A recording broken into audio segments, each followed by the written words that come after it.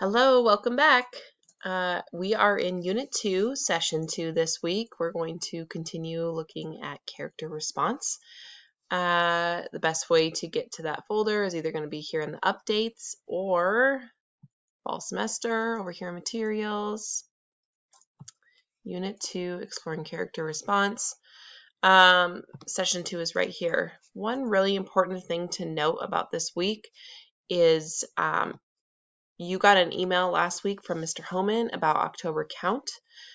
So he told you that there was going to be an assignment in each class. That is this week. On this Thursday, you are going to see that this quiz right here will not publish until next Thursday.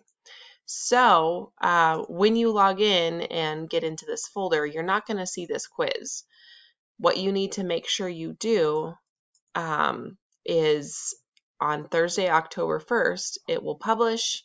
You guys will be able to access it and take it, and then you will be able to submit that. If it's not submitted by like 3 o'clock on Thursday, October 1st, you're going to hear from me, and I'm going to bug you until you get it turned in. It's really, really, really important for our school that you do this assignment on that day.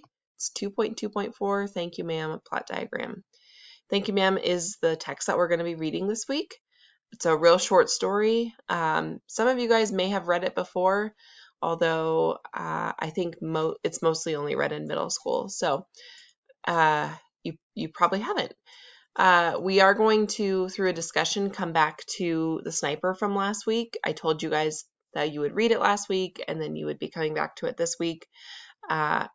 I want you guys to do it in a discussion. That way, if there are any weird things going on with how you're perceiving the plot to be, then you can discuss it with your classmates and hopefully get things figured out so that by the time you get to thank you, ma'am, and you start doing activities related to thank you, ma'am, especially this plot diagram quiz that you'll be taking on Thursday, you'll be ready for it.